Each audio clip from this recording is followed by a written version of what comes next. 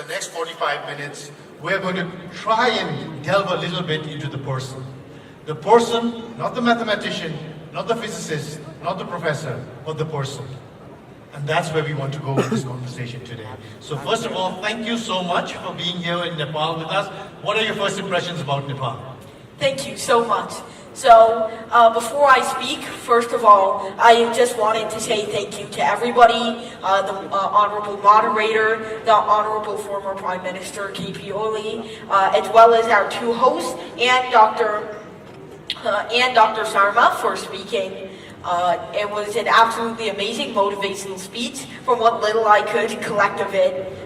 I'm sorry, the whole thing was in Nepali, but it was still an absolutely amazing speech about a very important topic. And especially, I would like to thank the two hosts for introducing today's talk, especially Danik. Anyway, my first impressions of Nepal, well, I suppose, Nepal is definitely I feel like it's very different from India. That might be because in India, I experienced many different things. In India, I have to go from like one university to the next school to the next university, hours one after another. But here, I got the opportunity to stay for so long, meet the same people, and get to know them really in depth, really well, and that's what I'm most appreciative of. So Nepal is, of course, a very cultured country. I wish in the United States we would start all of our talks off with our culture and our dances. I mean, it's super boring to just start to talk like that. You've got to grab my attention first, I mean. So that's why I really, my first impressions of Nepal are extremely great. I loved meeting everybody here. Nepal's culture is wonderful, as well as its food.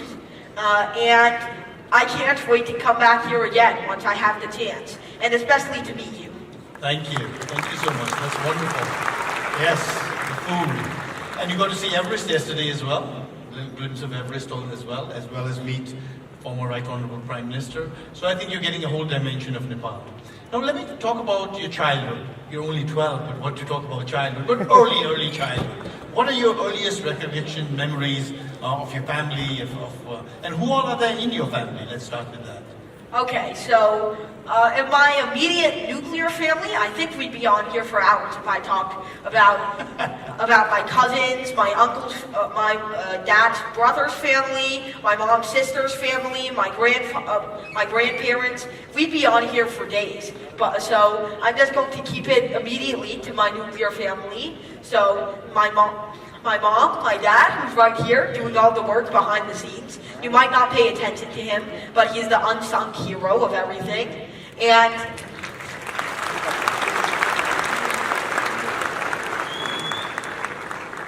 I think we should have gotten a louder round of applause for him, but yeah.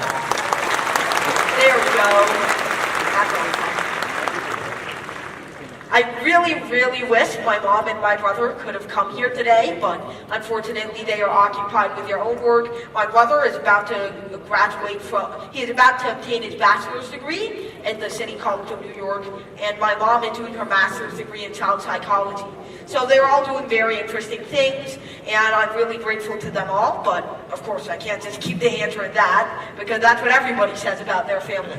I think what you're really looking for is going more in depth. So, about my family, I first want to start with my brother, because my brother has really been the main source of inspiration for me. Give me 1 second, sorry. So, my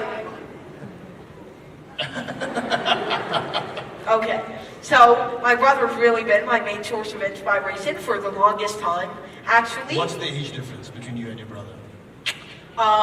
He was born on March 18, 2003, so that would make it about 9 or 10. So, I would say he's been my biggest inspiration, especially, so when he was applying for his undergraduate degree. So you see, when he was applying to all of these colleges, you don't have to take an exam. Well, you did have to back then, but now not really anymore. So when he was applying to these colleges, the exam that you have to take to actually get in is extremely easy. I'm sure you've already seen the SAT.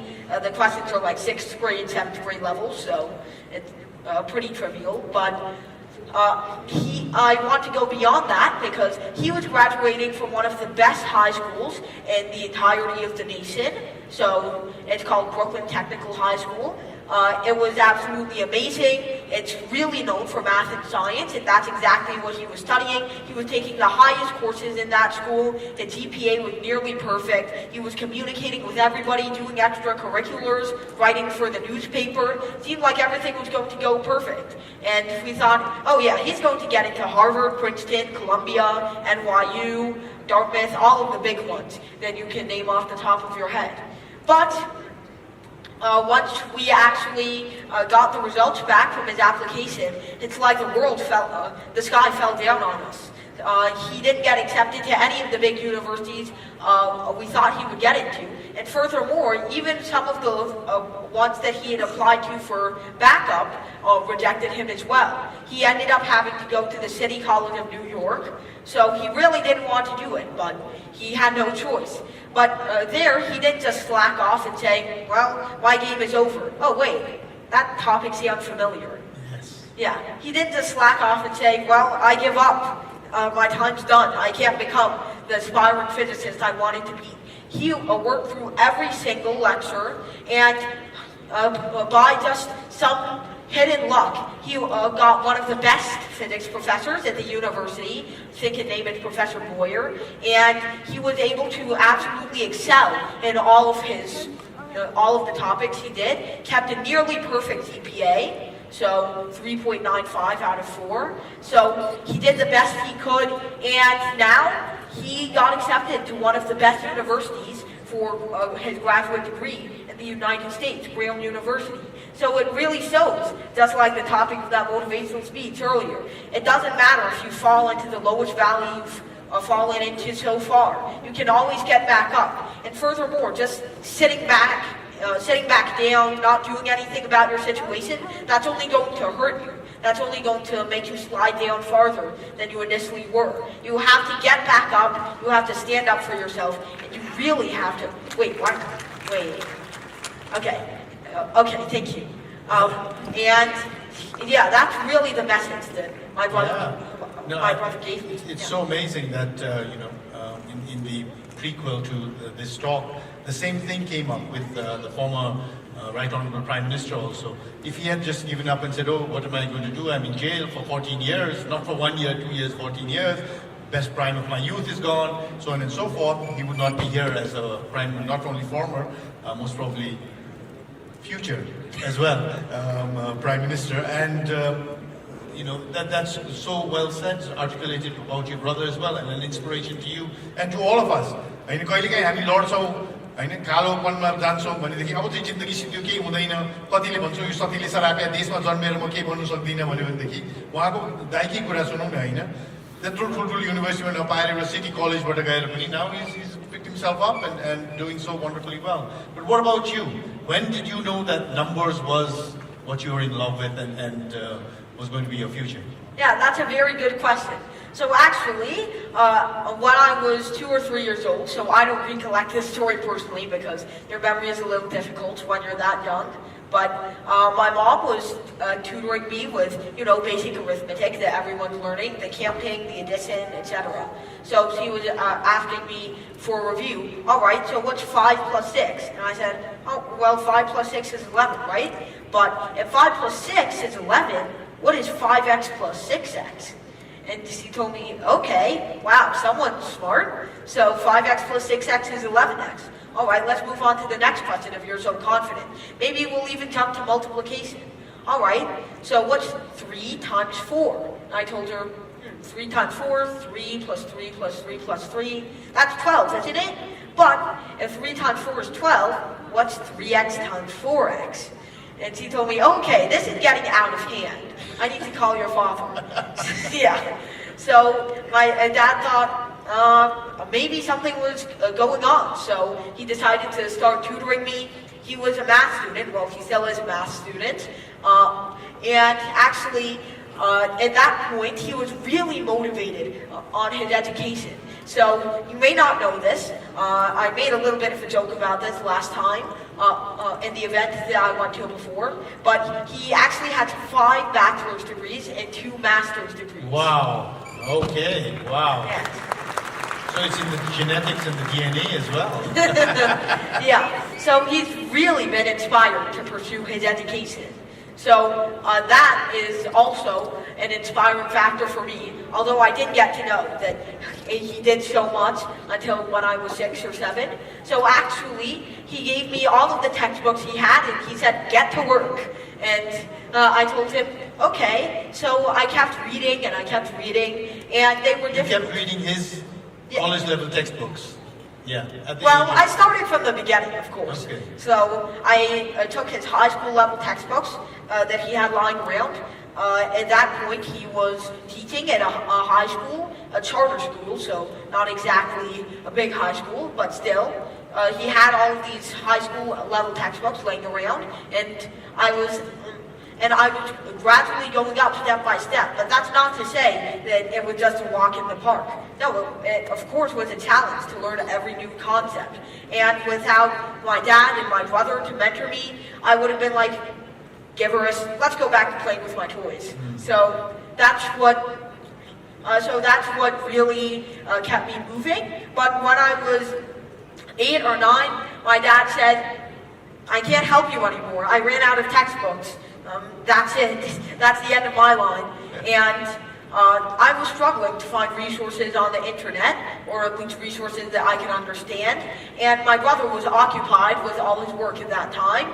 So I had to turn to the only thing that I could, which was my school. So actually, when I was 8 or 9 years old, I was in 3rd grade. Well, that was when I was 7 or 8 years old.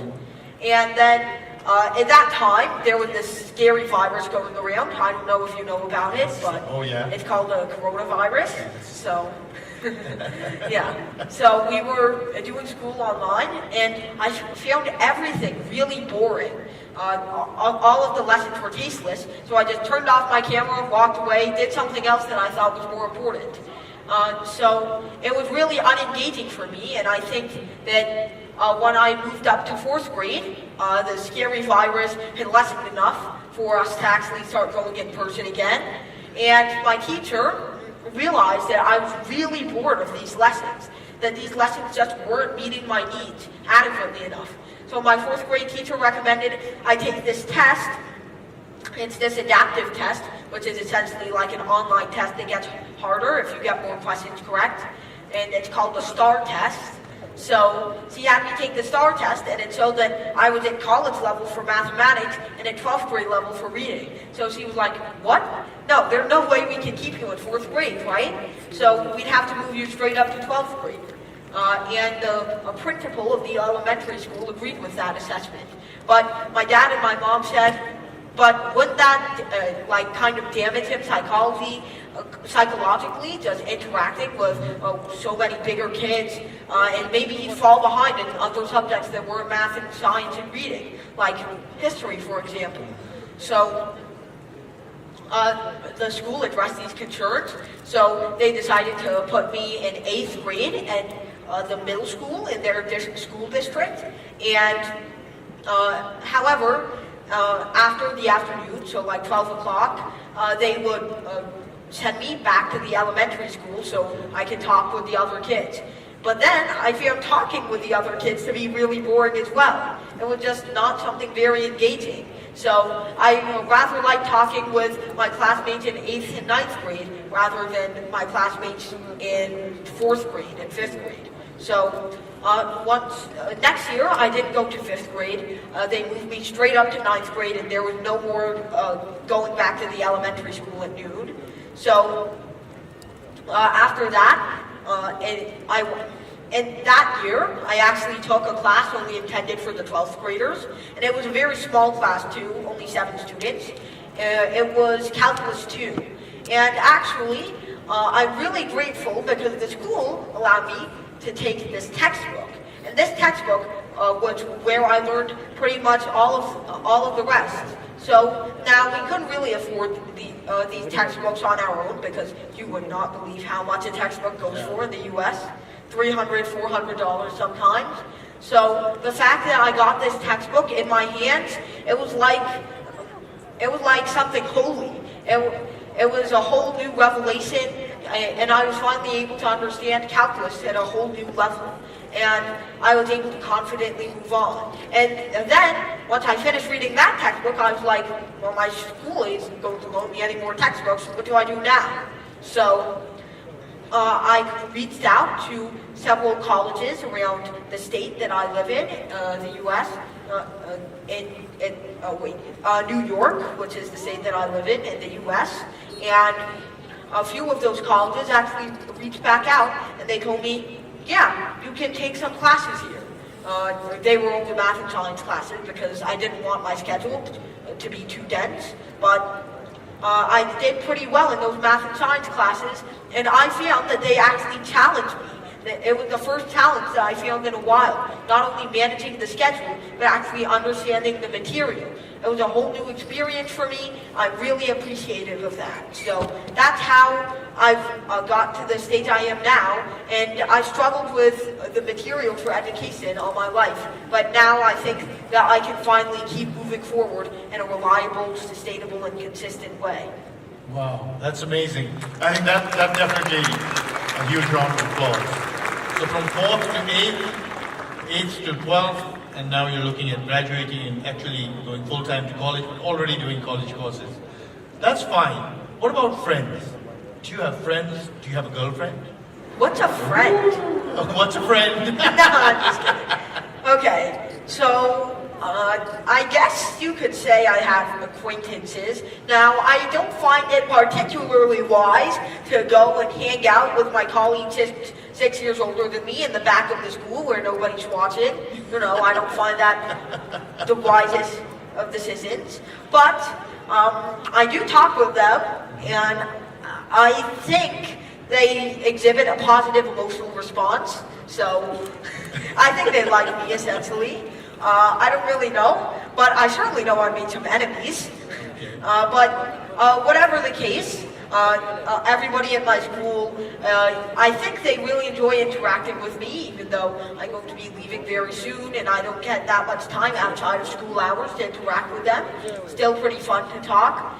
Now, in terms of friends, like real friends that I have time to hang out with, I do not have time to hang out with anyone really, so I'm moving from place to place so fast that I don't really get to know anyone too well. So really the only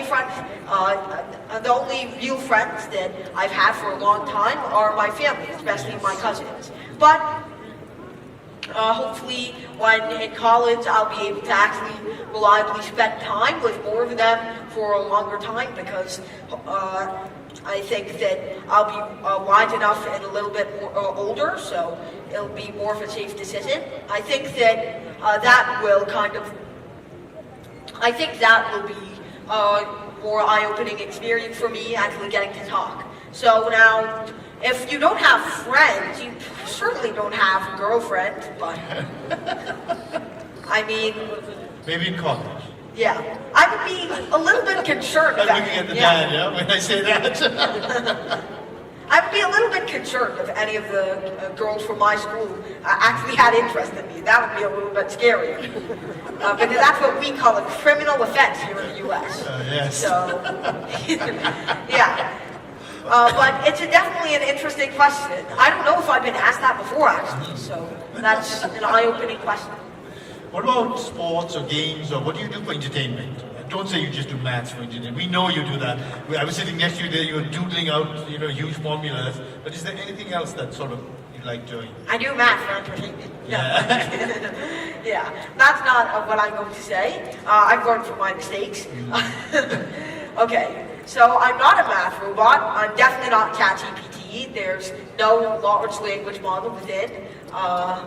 Just don't check inside. But what I'm saying is that I also enjoy other recreational activities, playing board games, playing video games. Now, I talked to Avik, and apparently the kids nowadays have no idea what we play for fun. But, I mean, he mentioned, like, those games, games about topics that I would like to discuss today. Yeah, so I would say that I'm playing all of the games that a normal 12-year-old is playing, because those probably consist of games that are either too boring or too vulgar for me to experience and enjoy. Well, I certainly would say that I play things like chess, I bike, I play some video games, I guess, from time to time. But in most of my free time, I do math because I'm in a, sorry, I almost let the secret slip. Because I really like math, I find it kind of a form of entertainment. As the famous mathematician, Dr. G.H. Hardy said, math is more of a children's sport than any other art or game in existence. He said that all the way back in 1940, but it still holds true today. Okay, yeah.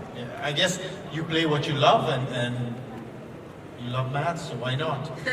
What about foods? Other than, I'm sure your mom and dad make great home-cooked food, but what other type of food? Do you like pizzas and burgers? Well, yeah. I mean, when you end up having to eat pizzas and burgers your whole life because, that's the most common dinner option. Your cousins really like pizza and burgers, so, the peer pressure gets to you sometimes. So eventually you end up liking the pizzas and burgers a lot more, and you end up losing your taste for meals that you probably would have otherwise enjoyed. And actually, last time I visited India in February, I went to, I think you might know it, it's this really famous biryani store in Hyderabad, named Paradise. And the biryani I had there was so good that I just never found any taste in any other piece of food again. It was like an enlightening experience, and now I can only have biryani from there. Yeah, but seriously, I guess my tastes fluctuate. I mostly like American food because that's what I end up eating most of the time, but I also enjoy some Indian foods, especially coffee. Not Have just you Indian, had momos South over Asian. here? Have they fed you momos? Depends what the momos are made of, but Ooh. yes, I tried some of them, and they're very good, especially the chicken momos. Okay, all right. We're all momo fans, that's why. Yeah. We love momos for sure. Now, when you look back at life, not that it's been a long life, but it's been a very illustrious life already at the age of 12. When you look back, there must be so many things that make you proud and happy and all. But are there gaps that you look at and say, oh wow, I wish I had done that, or I wish I'd done more of that, or I wish I'd had more time for that? Doesn't everyone have those sometimes? Yeah. Yeah, I find that those happen to me all the time, but I'm sure that you wouldn't want me to talk about the jokes that I made at school that nobody laughed at, and in my sleep that night I was like, oh, I regret that, I shouldn't have said that. Yeah, I'm sure you wouldn't want me to talk about those, and instead something a little bit more important. Now, I wouldn't say there's anything that important that makes me a little bit regretful. I suppose, no, not really, but there were times where I felt that I wasn't really doing anything much. And there were times where I felt I was just like laying on the sofa, doing the same math problems over and over, playing the same games, talking about the same topics. And I felt like I was just stuck in a cycle for a very long time. I was facing no new challenges, no new material, and that was kind of the space between, 2020 and 2022. Yeah. So during that time, of course, I didn't receive any high-profile interviews, so, that's like oxygen to me, but also, I wasn't really feeling challenged because third grade and fourth grade courses aren't too much of a challenge to me. I wouldn't even call them courses because they're all taught by the same person, but at least in the U.S., in elementary school mostly, all of your subjects are taught by one teacher because that's just easy. And I found that wasn't challenging at all. It was really getting me bored, and I thought there had to be something more to it. Now, there had to be something more that I could do. So that's when, after 2 years of just being sick of this repeating cycle, all I could really do was just make more videos for Barry Science Lab. My dad said, nope, I'm done with helping you. I just can't help you anymore. Math is too advanced. My brother was occupied with his high school more often than not. When he wasn't occupied, he was busy applying to college. So that option was out. And yes, I couldn't really turn to anybody for mathematical and scientific help. So I didn't have any method of advancing my education. And I felt like I wasn't already receiving a challenge from my teachers. So it felt like I was just stuck in this limbo and there was nobody to help me out. So I was just thinking, might as well wait the 7 years until I get to 11th grade so I can learn some new material. So that's what really disappointed me. A lot of the students here, some of them are, I'm sure, exceptional in mathematics, some are okay in mathematics, and some are wondering, how do I just get close to this person so maybe some of his math will rub off on me and I can pass mathematics. How do you approach math as a student? What advice would you give to these thousands of students here and tens of thousands more watching online? How do you crack math? Okay, so I just like to tell a little bit of a story first. So actually, Mr. Sharma, so he got your attention. So he showed me around the Himalayan White House School, and actually right over there, I was taken to this nice STEM workshop. So everybody from grades 1 to 10, 11 and 12 were busy taking those board exams. So everybody from grades 1 to 10 were showing me their nice projects, and they were very cool. Some of the kids were making it about the ecosystem, some about rain collection, some about self-driving cars, etc. So it was a very interesting workshop. And the most notable feature was that at the end of their little speeches, which I think they memorized, most of them were telling me about the application of every letter in STEM: science, technology, and engineering, and math. Now, they did masterfully on technology and engineering. Most of the time, they did well when talking about the application of science. But the best I heard for math was we measured the dimensions with a ruler. And that doesn't even make sense sometimes, because what would you measure? The little sculptures of mountains that you're putting onto your little ecosystem model? I mean, what would that help you with for modeling your actual project? So I feel like not many people are actually aware of the applications of math and how it models the real world. So mathematics is like the skeleton that every other natural science is built on. And my approach to math is just actually thinking about its applications, but I know that's very vague. So I'll also share that I don't want to approach mathematics just the way my teacher tells me to do it. I'll play around with every single equation. I don't have to do the exact algebraic manipulations that my teacher tells me to. And when your teacher tells you to do something, understand why they're doing it. Like, why are you dividing by sine theta on both sides? How does it help you in this respect? And is there any case in which you cannot divide by sine theta on both sides? Now, how can this be applied to real life? So you have to think about every single step instead of just following it. And don't be surprised when you have no idea what's going on in every single step, and then you see the results, and you're like, how do you get this? So you have to understand the steps first before coming to the conclusion.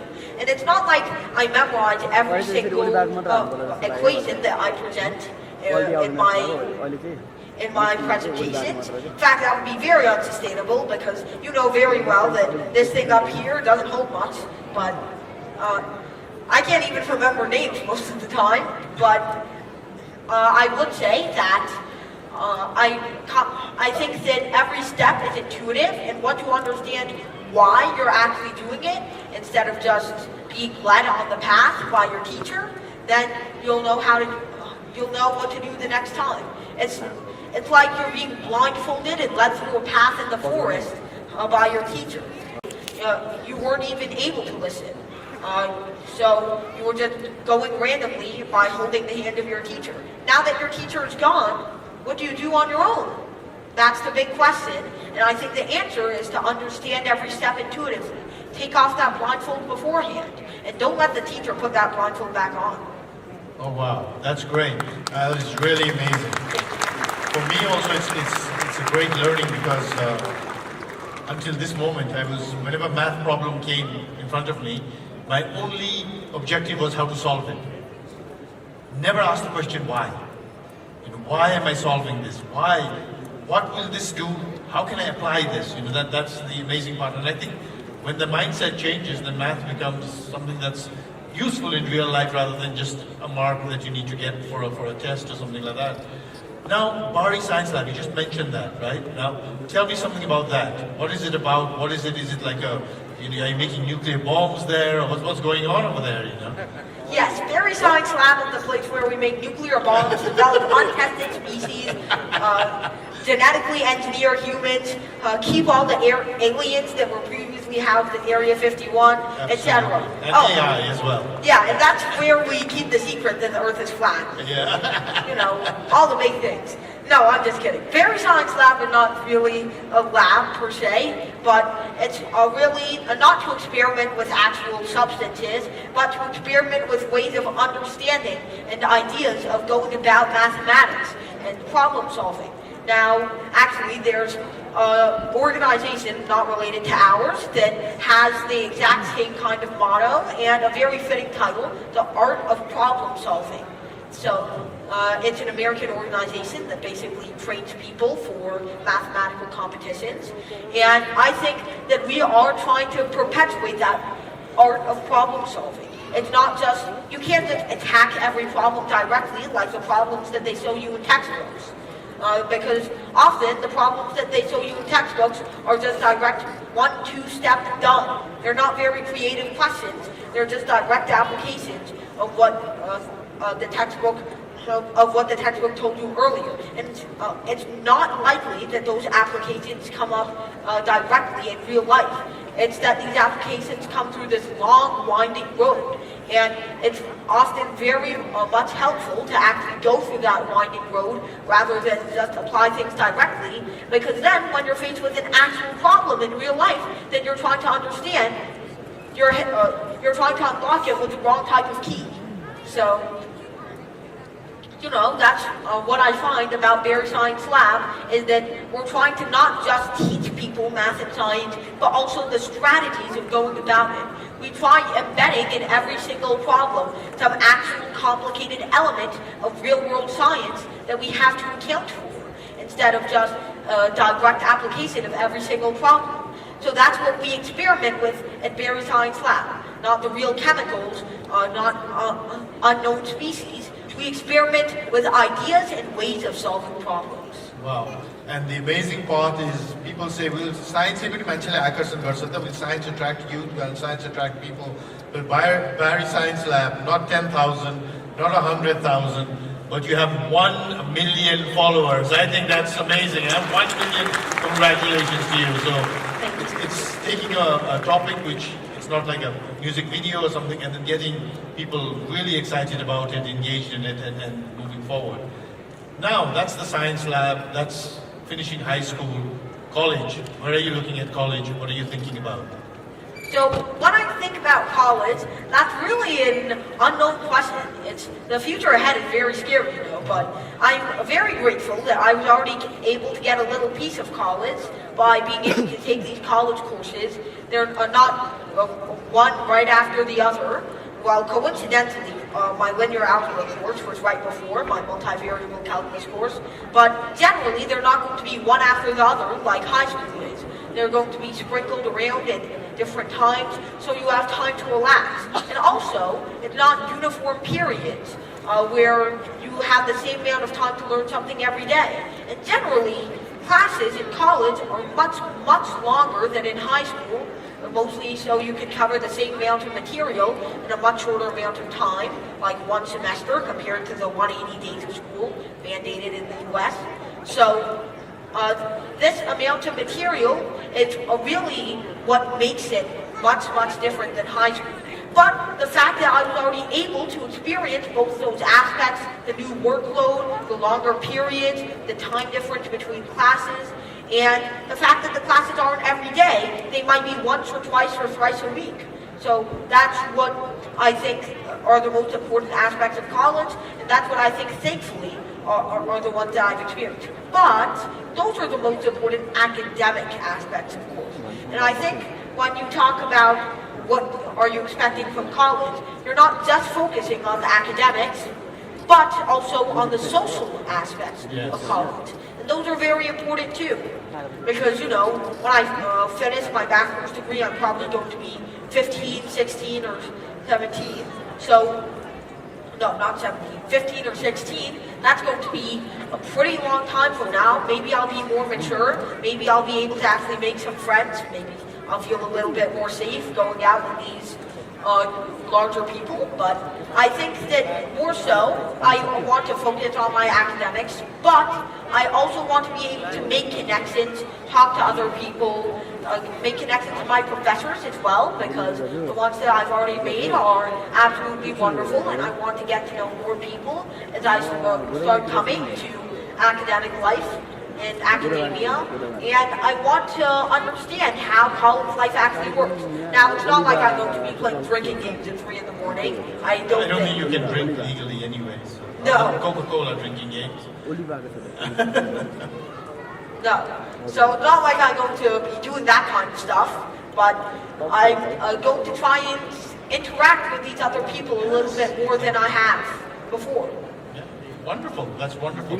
So, in your choice of colleges, like you said, with your brother as well, and a lot of people here, we look at the names and we just pick by the names without looking at what is it that I want to study. Harvard may be great for business, maybe it's not so great for history, maybe, but then it's Harvard, that's what I want to go. How would you suggest to people here to choose a college? And what would be your matrix in doing that? Well, okay, that's a very tricky question, actually. So you might have 2 colleges, or 3 actually, maybe, that you're completely split between. Now, in the U.S., we are actually allowed to take these college tours.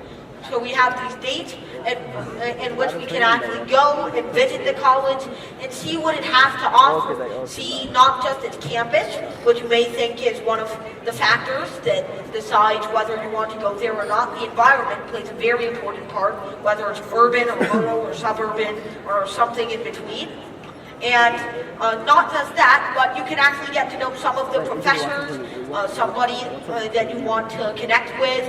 You cannot just make these connections, but also understand what you're actually being offered and the approach that the college takes to teaching whatever topics that you want to get into. Now, you might also know from just like reading the rankings online that your college has a certain specialty. So, I mean, college A might have subject A that you're really interested in studying, while college B might have subject B that you're not so interested in studying.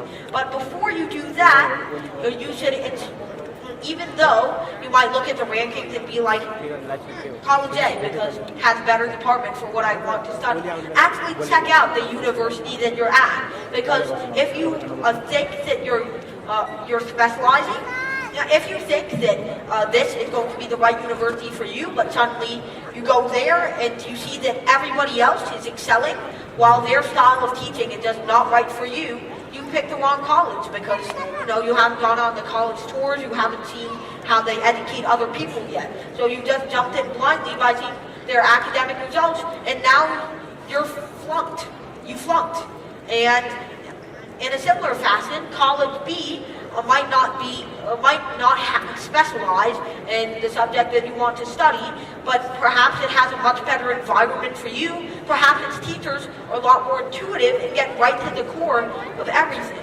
So it definitely does matter what your college's academic results show, but it also matters what the environment is and how the teachers go about this topic. Now, of course, although I haven't gone in an official campus tour of New York University, which is and Stony Brook University, which were the main 2 that I was deciding between, I've been there for so long taking all of these classes that I realized they have the same quality, the same rigorous kind of education that I would like to see from a university.